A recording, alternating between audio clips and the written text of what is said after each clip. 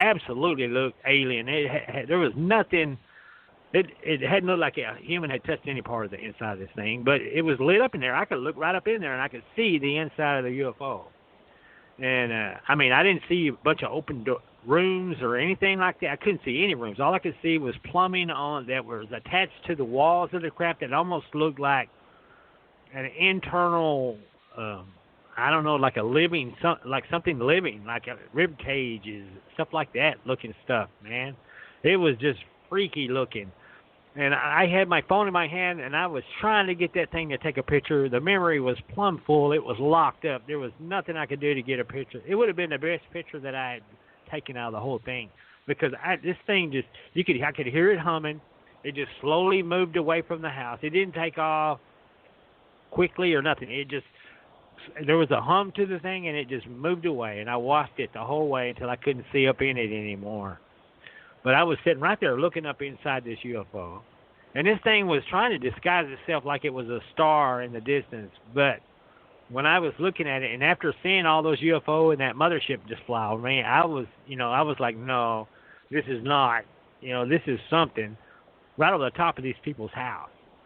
And I didn't know these people from anything. I don't know who these people are. Never met them, don't know their names, but I had real concern over what the heck was happening to those people inside the house. I mean, they had a pickup outside their house that was running. It was running. It had the tail lights on. There was lights on the house. There was a porch light on. I mean, there was definitely somebody home, and they had no clue that there was a giant UFO right above the top of their house, and God only knows what it was doing.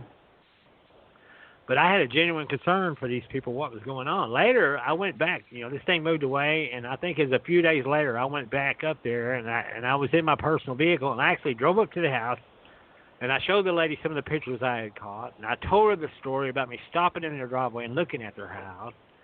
And the lady was really interested, and she was kind of freaked out a little bit.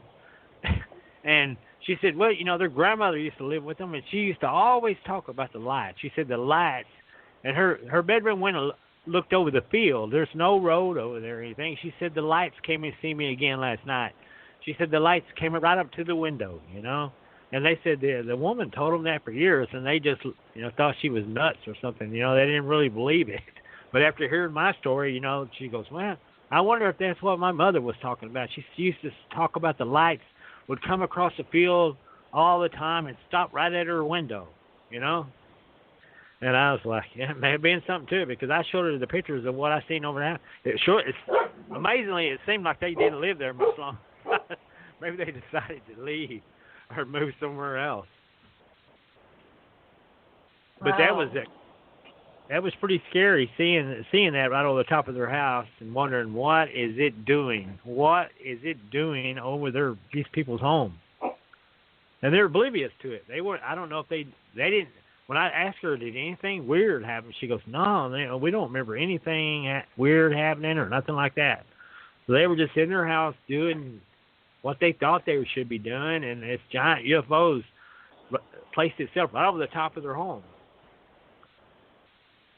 And I had a similar. Can you hear me? I lived at a state college, which is near Penn State University, in my second marriage, and I had a house that was built out in the middle of farm fields. So they were starting to move into farm country and build these little housing communities, and they'd be little cul-de-sac, and then they would go back out to the highway. So my house, there was nothing behind it but farm fields. And the same thing happened to me. I'm sound asleep in my bed. It's the middle of the night. There's nobody out there. There's no tractors. Nobody was doing anything. And these lights would come up, and they would come right up to the bedroom where I was sleeping with my husband at the time, and it would completely fill up the house. It was like it was brighter than a vehicle, right? But there's no road. There was nothing that could drive up to the house. You would see tractors or something. So same thing.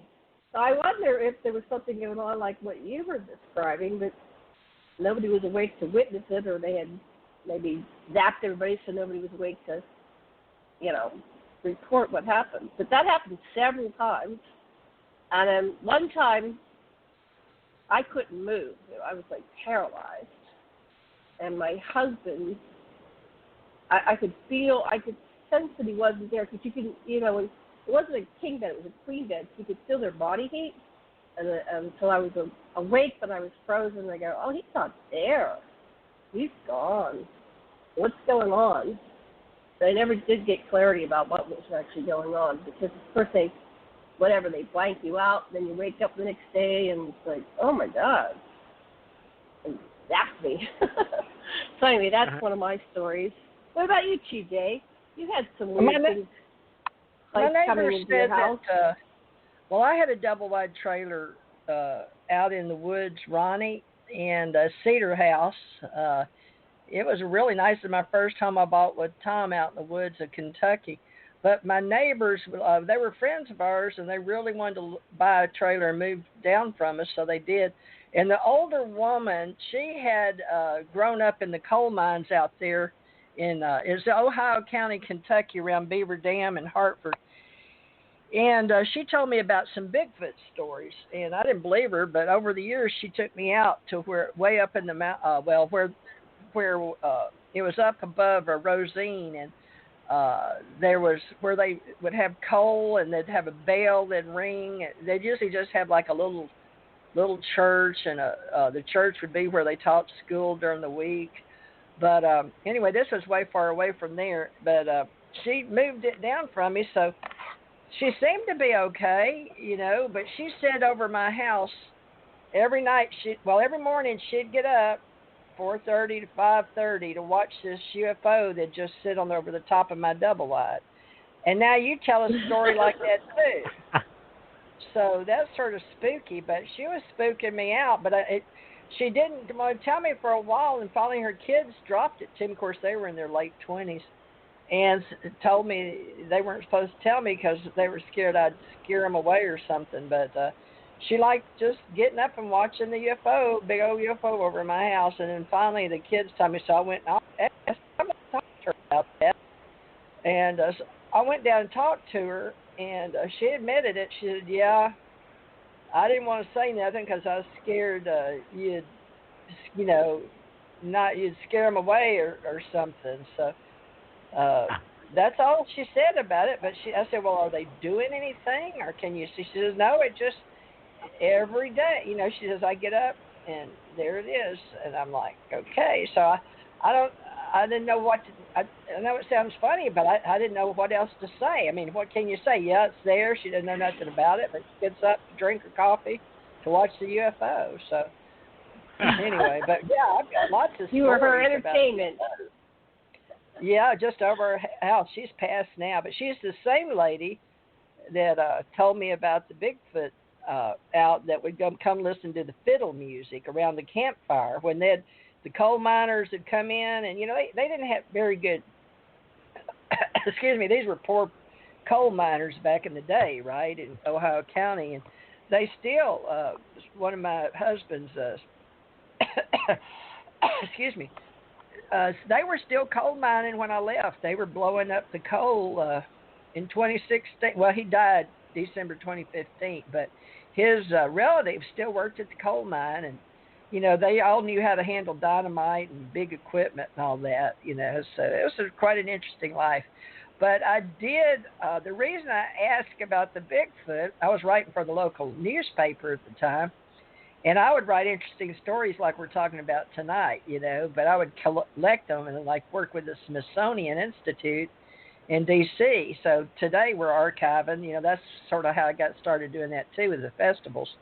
So, but the UFO stuff people didn't believe in around there, so we didn't much talk about that. But now what was funny is how they could talk.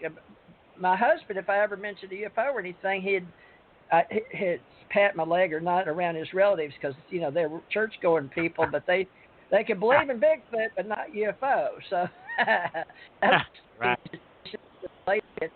Telling me that Bigfoot would walk up, they'd hide behind the trees and stand behind the big tall, like Sasquatch, but there'd be big tall shy creatures, she said, And they could be dark black or brown, or she like they were just family.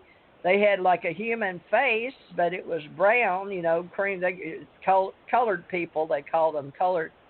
The family was hairy colored people, but they didn't know Bigfoot till way later on. And my husband told me they started calling them Bigfoot, but she said they called them like hairy colored people. But it sounds like it back in the, they were talking 1900s, right? Up to the Depression, because she died late. Right. But a lot of those people talked about them, these people that they didn't have a name for other than hairy colored people, but real shy. But sometimes they didn't think they were natural to the planet. But so, coal-mining people born and lived there. Closest it goes maybe to a store with a wagon to buy some goods, or go to church on Sunday. They were hard-working people. So that was I started asking, and I had 2 or 3 people that had the same story from their grandparents. But the kids, I don't think, hung around much, or we got so urbanized that people didn't talk about it. You know what I mean? So that's something we can talk about too, time to time. But what else we got? UFO stories. I don't think Ronnie, do you know anything about me or Janet or stories of extraterrestrials? It seems like I've heard you guys before, but I can't remember exactly what it was. But I mean, I've listened to some of your stories before. I know you're both experiencers. Yeah. I don't know how to change it. That was one of the things that intrigued me about you guys, was I could come on here and talk about it, and you wouldn't just go, "Oh yeah," yeah, right. Oh yeah, that's true. I've done that. I've been on some shows where it was like, I think it was a Rob McConnell guy. I was on his show, and he was like, he refused to believe my UFO sighting because I didn't immediately call the police. It was like, if I would have really seen something, I would have called the police, and it just never occurred to me. I call the police when there's a crime being committed, but when I see a UFO, it doesn't occur to me to call the police, and I'm still kind of not sure whether someone should call the police or not. No, that's a presupposition on their part. And people are people and perceptions. And I've worked with some of the most brilliant Mensa people on the planet, some of the richest multimillionaires on the planet, some of the smartest people, some of the dumbest people. And I've lived among, I lived in Kahala, next, in a mansion right with an ocean in Hawaii in my front yard, and I've lived in the poorest of poor places in a trailer as a truck driver up in the hills of Kentucky. So, by choice, and it's all been a choice depending on what level. And in each level, it's like the game of life, Ronnie. People are close-minded a lot because they have created their own reality in the matrix based on their own experiences and their families, what they brought up in their cultures, and then their traditions, and anything you can think of that gives you the background of who each individual is. However, when you grow up in a community, you adopt their behavior, their intelligence quotient. And that's why now a lot of us that work in parapsychology and psychology, and I guess all my friends pretty much are in metaphysics, but we understand the reality that changes constantly with each individual's intake, their database, right? What it is that they use their senses and perceive about themselves, not just who they are on the inside, but what is reflected from their inside onto others. So I've really learned a lot, especially from different groups. And it has to do with traveling the world too internationally, going to other countries and seeing how people live. And you really learn a lot. So the cultures are important, and that's why internationally we're really trying to do our best to, make America great again.